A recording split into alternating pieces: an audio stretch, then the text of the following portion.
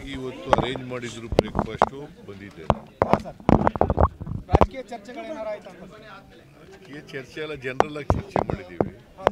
Mangaluru particularly Mangaluru ವಿಚಾರವನ್ನ ಮುಖ್ಯಮಂತ್ರಿಗಳು ಬಹಳ ಮಂಗಳೂರು ವಿಚಾರದಲ್ಲಿ ಏನು ತೀರ್ಮಾನ ಸರ್? ಹಿಂದೆ ಒಂದು ಆಂಟಿ ಕಮ್ಯುನಲ್ ಅಲ್ಲಿಗೆ ಈಗ ಸೌಹಾರ್ದತೆ ಬರಬೇಕು. ಅಲ್ಲಿ ಹಿಂದೂಗಳು ಮುಸಲ್ಮಾನರು ಯಾವುದೇ ಕಾರಣಕ್ಕೆ ದ್ವೇಷ ಇರಬಾರ್ದು, ಸೌಹಾರ್ದತೆ ಬರಬೇಕು. ಅದಕ್ಕೆ ಸುಮ್ಮನೆ ಚರ್ಚೆ ಮಾಡ್ತಾ ಇದ್ದೀನಿ.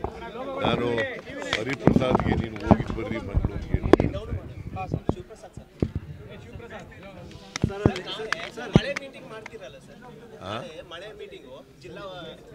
ಈ ಡಿಸಿಗಳು, ಸಿಇಒಗಳು, ಡಿಸ್ಟ್ರಿಕ್ಟ್ ಇನ್ಚಾರ್ಜ್ ಸೆಕ್ರೆಟರಿಗಳು ಮೀಟಿಂಗ್ಗಳು ಮಾಡ್ತಾ ಇದ್ದೀನಿ.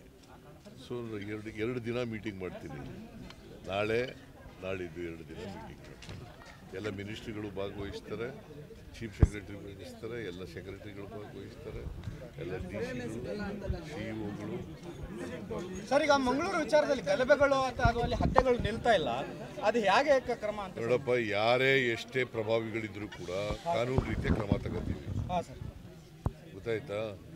ಯಾರು ಕಾನೂನಿಗಿಂತ ದೊಡ್ಡವರಲ್ಲ, ಕಾನೂನೇ ಎಲ್ಲರಿಗಿಂತ ದೊಡ್ಡದು. ಅದರಿಂದ ಕಾನೂನು ರೀತಿಯ ಕಠಿಣವಾದಂಥ ಕ್ರಮ ತಗೋತೀವಿ. ಆಂಟಿ ಕಮ್ಯುನಲ್ ಫೋರ್ಸ್ ಮಾಡ್ತೀರಾ ಸರ್?